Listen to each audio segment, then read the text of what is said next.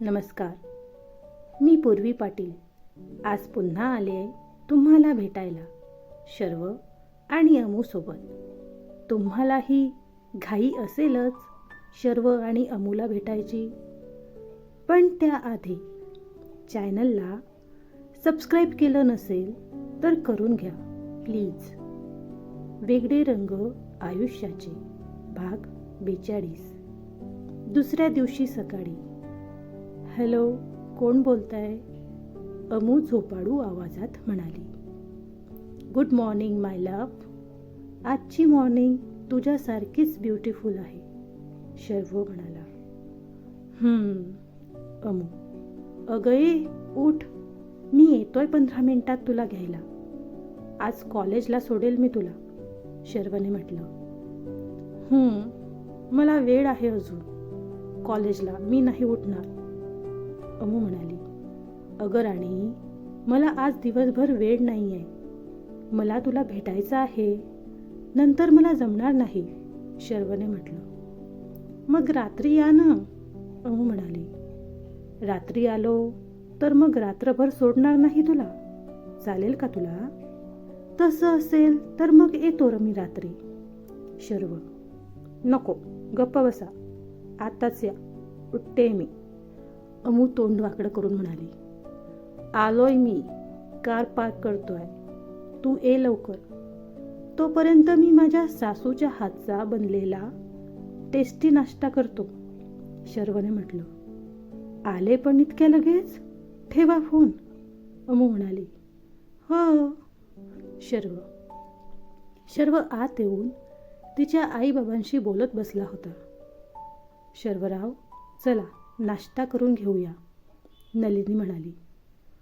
हो, पण अमेया, शर्वने म्हटलं. ती येईल, तिला वेळ लागेल. अजून उठली पण असेल की नाही काय माहिती. तुम्ही चला या, नलिनीने म्हटलं. अगं तू बघून ये ना अमूला, नितीनरावांनी म्हटलं. मी कॉफी बनवते, तुम्हीच जाऊन या, नलिनी असं बोलून किचनमध्ये गेल्या. नितीनराव जायला लागले तोच त्यांचा मोबाईल रिंग झाला. अगं, कॉलेजमधून कॉल आहे, उचलावा लागेल, नितीनरावांनी मोठ्याने म्हटलं. तुम्ही बोला बाबा, मी उठवतो तिला. चालेल ना, शर्व म्हणाला. हो चालेल ना, तुमची बायको आहे, न चालायला काय झालं, नितीनराव म्हणाले. शर्वने फक्त स्माईल केली आणि तो उठून अमूच्या रूममध्ये गेला. शर्व आत गेला तेव्हा रूममध्ये कोणीच नव्हतं. त्याने तिला आवाज दिला. अमेया, अमेया, कुठे आहेस?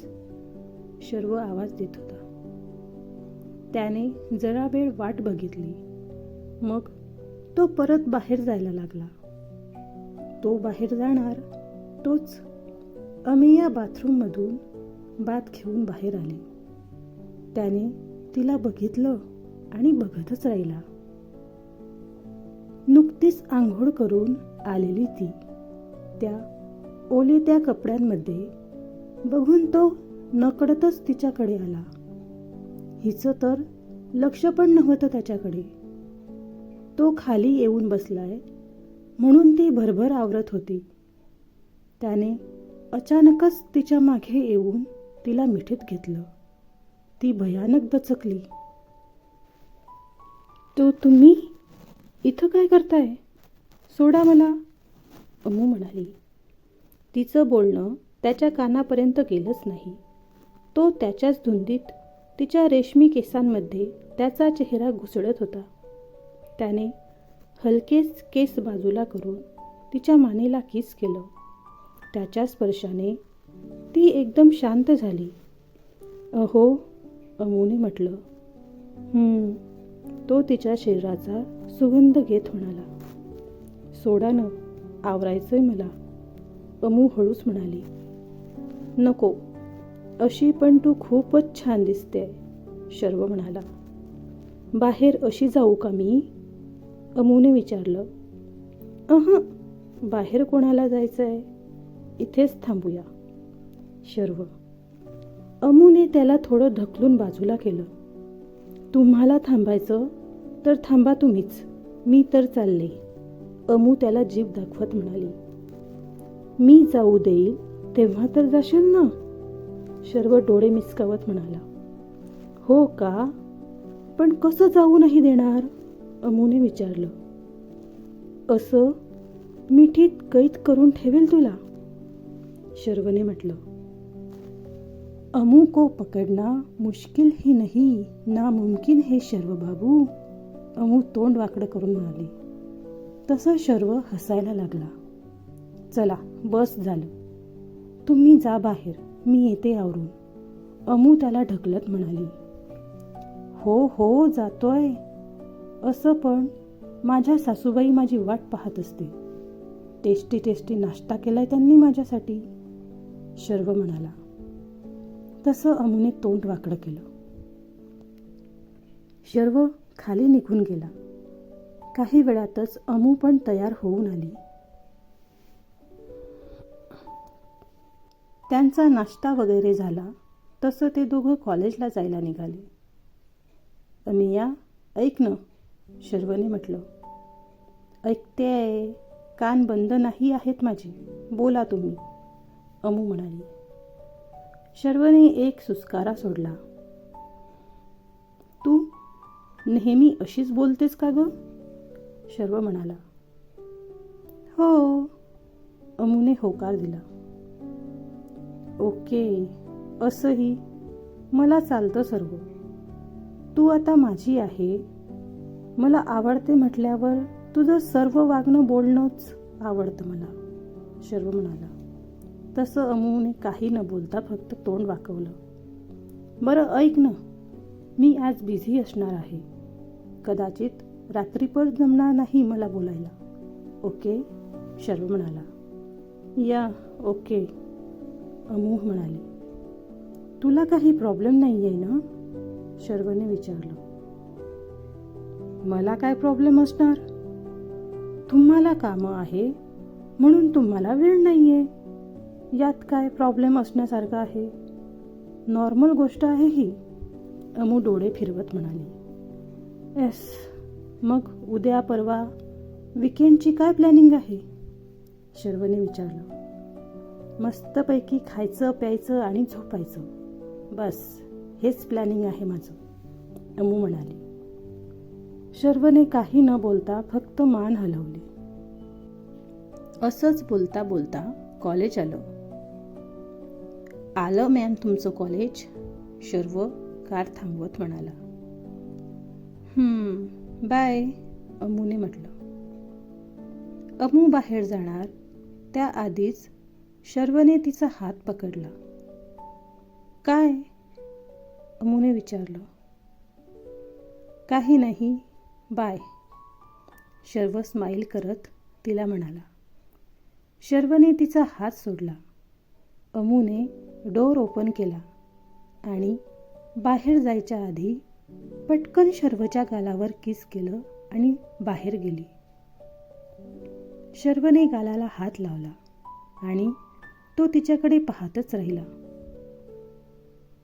तिने मागे वळून डोळे मिचकावून त्याला बाय केलं आणि कॉलेजमध्ये निघून गेली.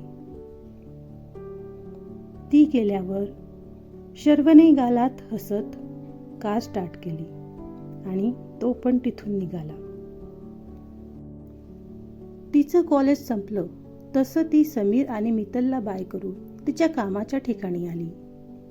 हॅलो गाईज, काय चाललंय, अमूने तिथे गेल्यावर सर्वांना विचारलं. आमचं तर मस्त चाललंय, पण तुझं मात्र काही खरं दिसत नाहीये मला, नील हसत म्हणाला. का, मी काय केलं, अमू चिडून त्याला म्हणाली. गेले 2 दिवस कुठे होतात मॅम तुम्ही, विशाल अमूच्या समोर येऊन म्हणाला. सॉरी रे विशोदा, जमलं नाही मला यायला, अमू म्हणाली. तुला जाधव सरांकडून मिळालेल्या सूटचा तू दुरुपयोग करतेस असं नाही वाटत का तुला, विशाल तिच्यावर नजर रोखून म्हणाला. नाहीतर, अमू इनोसंट फेस करत म्हणाली. अरे, तुम्ही लोक तिच्या नादी नका लागू. ती तुम्हाला बाजारात विकून येईल, करणार पण नाही तुम्हा लोकांना. मुस्कान हसत म्हणाली. इनको कोण खरीदेगा? डेव्हिड हसत म्हणाला. तसं अमू पण हसायला लागली. ए, गप्प बसा तुम्ही सर्व, विशाल त्या तिघांना म्हणाला. ए विशाल, अमूला सांग ना आज काय आहे ते, नील म्हणाला. अरे हो, अमू तो काल नव्हती तेव्हा जाधव सरांचा कॉल येऊन गेलेला, विशालने म्हटलं. ओके, काही खास? अमू म्हणाली. हो, खासच आहे. आज डिनर पार्टी आहे आणि त्यात आपल्या सर्वांना जायचं आहे, कंपल्सरी. विशाल कंपल्सरी या शब्दावर जोर देत म्हणाला. ए, मला नाही जमणार हं, माझी आई ओरडेल मला, अमू म्हणाली. मी काय म्हटलं? कंपल्सरी आहे. स्वतः CM सरांनी सांगितलंय, ते पण असणार आहेत, विशाल म्हणाला. काय? स्वतः CM पार्टीत असणार आहे? अशी कसली पार्टी आहे आणि कशासाठी? अमू म्हणाली. तुला माहिती नाही? नील विचार करत म्हणाला. अरे, माहिती असायला मॅडम 2 दिवसापासून जागेवर आहेत तरी का, विशाल म्हणाला. कळलेत बरं टोमणे, सांगायचं असेल तर सांगा, नाहीतर जा उडत, अमू तोंड वाकडं करून म्हणाली. ए, कशाला त्रास देताय तिला? मी सांगते. मुंबईसह भारताच्या काही महत्त्वाच्या शहरात काहीतरी घडणार आहे, म्हणजे तशी काही इन्फॉर्मेशन इंडियन इंटेलिजन्सला भेटली आहे. तर त्यासाठी सेंट्रल गव्हर्नमेंटकडून स्टेट गव्हर्नमेंटला सगळीकडे लक्ष ठेवायचे आदेश आलेत आणि त्यासाठी इंडियन आर्मी आणि त्या स्टेटची लोकल पोलीस मिळून जॉईंट ऑपरेशन करणार आहेत, मुस्कान सांगत होती. ओके, पण आपला याच्याशी काय संबंध आणि मुळात पार्टीचं काय? अमू अजूनही विचारात होती. अरे, मैं बताता हूँ. देख, अपनी मुंबई अपने देश का मोस्ट इम्पॉर्टेंट सिटी है और हमने पिछले 3 सालों से यहाँ पर काफ़ी अच्छा काम किया है. मतलब हमें CM सर ने जिस काम के लिए चुना था वो हम सब ने ठीक से किया है. तो इसलिए हमें भी उस आर्मी टीम के साथ काम करना है. मतलब आर्मी की टीम, मुंबई पुलिस और हम ऐसे सब मिलकर इस मिशन पर काम करेंगे. और आज की ये पार्टी हम सबका आपस में इंट्रो कराने के लिए है, डेव्हिड ने सांगितलं. Okay, but I am not coming, Amu म्हणाली. अगं, कळत नाहीये का तुला? यावंच लागणार आहे, नील म्हणाला. हे बघ अमू, काही गोष्टी या आपल्याला करायच्या नसल्या तरी कराव्याच लागतात. तसंच तू कितीही नाही म्हटलं तरी तुला पार्टीला यावंच लागेल. स्वतः CM सर आणि केंद्रीय रक्षामंत्री असणार आहे तिथे. ही काही कॉलेजची फ्रेशर्स पार्टी नाही आहे दांडी मारायला, विशाल अमूला समजावत म्हणाला. गोष्टी खरंच एवढ्या हाय लेवलच्या आहेत, अमू विचारात म्हणाली. हो, विशाल म्हणाला. ओके, पण मला एक कळत नाही आहे, आपल्याला का यात इन्व्हॉल्व केलं जात आहे? म्हणजे आर्मीची स्वतःची सायबर टीम असेलच ना, मग ते असताना आपलं काय काम? अमू म्हणाली. हे बघ, कोणाचं काय काम आहे याचा विचार करण्यापेक्षा आपलं काम काय आहे ते बघूया आपण. आपल्याला मिळणाऱ्या ऑर्डर्स फॉलो करायचं बस, मुस्कान म्हणाली. अमू, मग येणार ना आता की स्वतः CM सरांना कॉल करावा लागेल तुला, नील म्हणाला. मला कॉल करण्यापेक्षा माझ्या आईला कॉल केला सरांनी तर, अमू स्माईल करत म्हणाली. शहाणी, नील हसत म्हणाला. तसं अमूने तोंड वाकडं केलं. आणि हो, शार्प 8 PM तू व्हेन्यूवर प्रेझेंट हवी, मुस्कान. नाहीतर तू एक काम कर ना, अमूला तुझ्यासोबतच ठेव, म्हणजे मॅडम लेट नाही होणार. हिचा काही भरवसा नाही, ही आज पण लेट करेल, विशाल म्हणाला. विशालच्या बोलण्यावर अमूने पुन्हा तोंड वाकडं केलं. ओके, चालेल, मग निघायचं का आम्ही आता, मुस्कान म्हणाली, इतक्या लवकर कुठे जाते दीदी? अमूने विचारलं. अगं बच्चा, फक्त मी नाही, तू पण येते माझ्यासोबत. पार्टीला वेळच किती राहिलाय, तयारी करावी लागेल ना. मुस्कानने म्हटलं. मी काही करणार नाही आहे आधीच सांगते. अमू म्हणाली. काही नको करूस ग, पण हे असं जीन्सवर नाही जाता येणार तुला. प्रॉपर ड्रेस कोड आहे पार्टीमध्ये. मी देव म्हणजेच मुस्कानचा नवरा, जो एक पोलीस ऑफिसर आहे, ला बोलावते. आधी मस्त शॉपिंग करू आणि मग माझ्या घरी जाऊ. मुस्कान म्हणाली. चला. त्या दोघी तिथून मॉलमध्ये गेल्यात.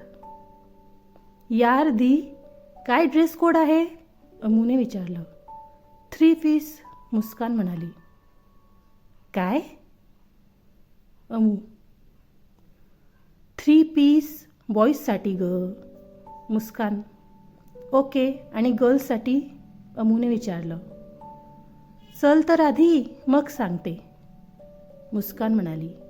1 मिनिट, असं काही तर नाही आहे ना जे मी वेअर नाही करू शकत? अमूने विचारलं. असं नाही काय ग. मुस्कान म्हणाली. आधी सांग काय आहे ते. अमू चिडून म्हणाली. साडी. मुस्कान. मग तर मी बिलकुल येणार नाही. अमू डोळे मोठे करत म्हणाली. अगं, साडी नेसायला काय प्रॉब्लेम आहे तुला? मी आहे ना, तुला व्यवस्थित तयार करून देईल. चल पटकन, मस्तपैकी साडी आणि बाकीच्या गोष्टी घेऊया. मुस्कान म्हणाली. तसं अमूने बिचारा चेहरा बनवला. तोंड काय लटकवते? मी तर खूपच एक्साइट आहे या पार्टीसाठी. अगं, आपल्याला कधी आर्मीच्या ऑफिसर्स सोबत पार्टी एन्जॉय करायला मिळणार आहे? मी तर ऐकलंय खूप मस्त असतात त्यांच्या पार्टीज. आणि देव सोबत असल्यावर मी तर कुठेही पण एन्जॉय करू शकते. मुस्कानने म्हटलं. 1 मिनिट, देव जिजू पण येणार आहेत? अमूने विचारलं. हो. मुस्कान स्माईल करत म्हणाली. म्हणजे मग तू जिजूंसोबत एन्जॉय करशील, ते तिघे त्यांचे ड्रिंक्स एन्जॉय करतील, आणि मी एकटी काय करणार तिथे? अमूने विचारलं. अगं, एकटी कशाला असणार? आम्ही सर्व तुझ्या सोबतच असणार ना. आणि काय माहिती, तिथे कोणी ओळखीचं पण भेटू शकतो. आणि नाहीच काही तर लवकर निघून यायचं. सिंपल. मुस्कानने म्हटलं. अमू हुंकारली. चल आता लवकर. मुस्कान तिचा हात पकडून म्हणाली. पण जीजू? अमूने म्हटलं. आलं असेल त्याला काही काम, येईल तो. आपण आपलं उरकवून घेऊ. मुस्कान म्हणाली. अमू आणि मुस्कान त्यांची शॉपिंग करतात. काही वेळात मुस्कानचा नवरा पण त्यांना जॉईन होतो. शॉपिंग करून होते तसं ते मुस्कानच्या घरी येतात. हुश, झालं बाबा सर्व एकदाचं. मुस्कान चेअरवर बसत म्हणाली. हो, ओरडत. अगदी, मी अजून आईला कळवलं नाही. काय सांगू तिला? किती ओरडते ग तू. हळू ना, कान दुखलेत माझे. ही मुस्कान काय कमी ओरडते की तू अजून ओरडते? देव फ्रेश होऊन बाहेर येत म्हणाला. तसं अमूने चिडून त्याला एक लूक दिला. काय रे? अमू, तू नको काळजी करूस. कॉल लाव आईला आणि सांग आमच्याकडे पार्टी आहे म्हणून. मुस्कानने म्हटलं. खोटं बोलू? अमू म्हणाली. ओके, तू लाव कॉल, मी बोलते. तसं तू सांगितलं आहे ना माझ्याबद्दल घरी, म्हणजे आंटी ओळखतील ना मला? मुस्कानने अमूला विचारलं. हो गदी, माझ्या आईला सर्व लक्षात राहतं, ओळखेल ती तुला. अमूने म्हटलं. अमू तिच्या आईला कॉल लावते. हॅलो आई, काय करतेय? अमूने विचारलं. आता हे विचारायला तर तू कॉल केला नसशील, नलिनी म्हणाल्या. ते म्हणजे? अमू बोलता बोलता थांबली. काय झालंय? बरं आधी घरी ये, मग बोलू, नलिनी म्हणाल्या. मुस्कान अमूकडून मोबाईल घेते. नमस्ते आंटी, मी मुस्कान, अमूची कलिक. ओळखलत का मला? मुस्कानने म्हटलं. नमस्ते, ओळखलं ग. बोल ना, काय म्हणते? कशी आहेस तू? नलिनीने विचारलं. मी छान आहे आंटी. आज ना आमच्याकडे छोटीशी पार्टी आहे. म्हणजे आमचा ग्रुप असणार आहे फक्त. तर अमूला पार्टीसाठी तुमची परमिशन हवी होती. म्हणजे इथं आज राहण्याची. उद्या मी स्वतः सोडून देईल तिला घरी. चालेल ना? तसं तर ती नाहीच म्हणते आहे, पण मी एकटीच आहे तर मला हेल्प. मुस्कानला मध्येच थांबवत. ठीक आहे, पण अमूला मोबाईल दे आधी, नलिनी म्हणाल्या. हं, बोल आई, अमूने म्हटलं. काय ग, तुला खरंच थांबायचं आहे तिथे? नलिनीने विचारलं. हो, म्हणजे तुझा होकार असला तर. अमू बोलता बोलता थांबली. शर्वरावांना सांगितलं? नलिनी म्हणाल्या. नाही, अमूने उत्तर दिलं. मग त्यांना सांगा दे, नलिनी म्हटल्या. हो, अमूने होकार दिला. ठीक आहे, सकाळी लवकर ये घरी. विकेंड असला तरी उद्या तू मला घरी हवी आहे आणि काळजी घे, नलिनी म्हणाल्या. तसं अमूने होकार दिला आणि कॉल कट केला. कॉल कट केल्यावर, बाप रे, काय भीती वाटते ग तुझ्या आईसोबत बोलायला. मला तर सुचतच नव्हतं काय बोलावं ते, मुस्कान म्हणाली. मग मी काय असंच घाबरते का तिला? अमू शर्वला मेसेज करत म्हणाली. ओके, तुझं काम तर झालं. आता काही प्रॉब्लेम नाही ना? मुस्कानने विचारलं. नाही, अमूने स्माईल करत उत्तर दिलं. मुस्कान, मला जावं लागेल. सरांचा कॉल आला होता. मी पार्टीच्या वेळेवर येतो. तुम्ही दोघी तयार राहा, देवने म्हटलं. ओके, मुस्कान डोळे फिरवत म्हणाली. सॉरी, देवने हळूच म्हटलं. नेहमीचंच आहे. तुला आम्हाला पिक करायला जमणार नसेल तर कमीत कमी मेसेज करशील, मुस्कानने देवला म्हटलं. हो, देव नाराज चेहऱ्याने म्हणाला. देव गेल्यावर, दी, तुला राग नाही आला जिजूंचा? अमूने विचारलं. अगं, राग का येणार? त्याचं काम आहे ते, मुस्कान म्हणाली. हो, पण जिजू तुला खूप कमी वेळ देतात ना. सर्व प्लॅन्स ऐन वेळेवर कॅन्सल होतात मग, अमूने म्हटलं. चालायचंच ग. माझं त्याच्यासोबत बाहेर फिरायला जाणं किंवा अजून दुसरं काही नंतर पण होऊ शकतं, पण त्याचं काम नाही ना नंतर होऊ शकत. आधीच माझ्यामुळे तो त्याच्या फॅमिलीपासून दूर राहतो. त्यात मी त्याला त्याच्या कामापासून पण दूर करू का? मुस्कान म्हणाली. एवढ्या कशा ग तुम्ही सर्व समजदार आहात? तू, शुभ्रा दी, अजून एक दी आहे माझी, राधिका दी, ती पण, अमू म्हणाली. पण तू आमच्या सर्वांपेक्षा समजदार आहेस. तू नाही सांगितलं म्हणून कळणार नाही का आम्हाला? शर्व सर नसताना किती त्रास होत होता तो, तरी पण कळू नाही दिलं कोणाला, मुस्कान म्हणाली. सोड गदी ते, मला भूक लागली आहे. खायला दे काहीतरी, अमू विषय चेंज करत म्हणाली. चल, मुस्कानने म्हटलं. अमू तर जाते पार्टीमध्ये. आपण पण जाऊया तिच्या मागे, तेही विदाऊट इन्व्हिटेशन. पुढच्या भागात पार्टीची धम्माल बघूया. भेटूया लवकरच. तोपर्यंत वाचत रहा वेगळे रंग आयुष्याचे. धन्यवाद.